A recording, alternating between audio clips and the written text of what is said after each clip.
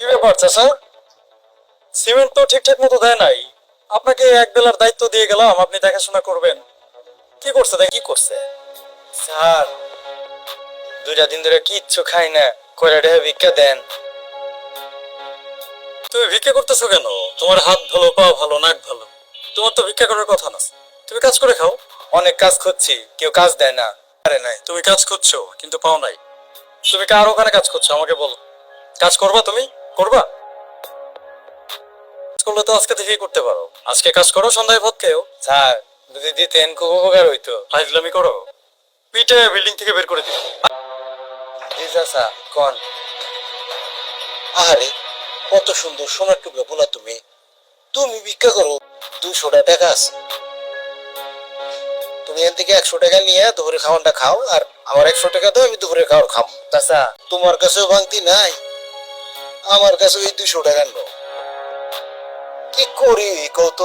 চাচা, স্যারের কাছে তাইলে আমি ওর ওই 100 টাকা দিতাম। ভাঙতি হলেও তো আমি দিব না। কেন দিব?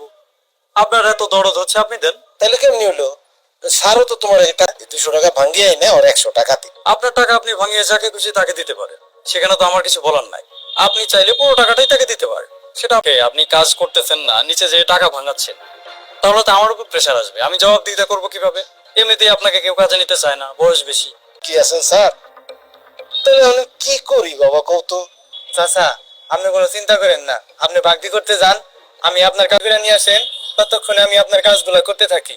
ঠিক আছে চাচা, যেহেতু আপনার কাজটাও করবে, আপনি যান, কোনো সমস্যা নাই। তবে যতক্ষণ আপনি না আসবেন, আপনার আমার মুখের দিকে তাকিয়ে আসো কেন?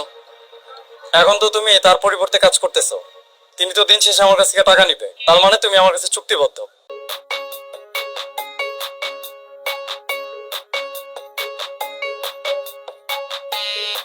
এই যে ড্রামটা সরাও, এই পাশে রাখ।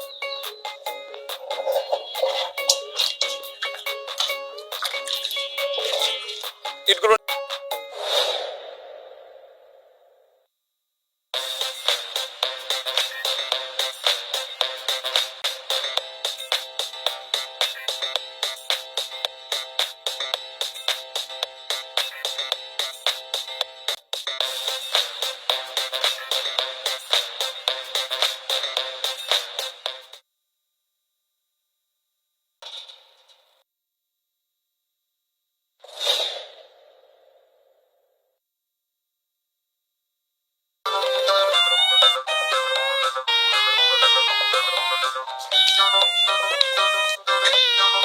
স্যার, টাকা ভাঙাতে গেলে সেটা তো আর আমি জানি না, সেটা তুমি জানো আর চাচা জানে। স্যার, আমি তো বুঝতেছি না, এই 200 টাকা ভাঙাইতে এত সময় লাগে। কেন এত সময় লাগছে? সে হয়নি আসতো। চাচা তো আমার বিশ্বাস করে 200 টাকা দিত না, এর জন্য তো চাচা গেল।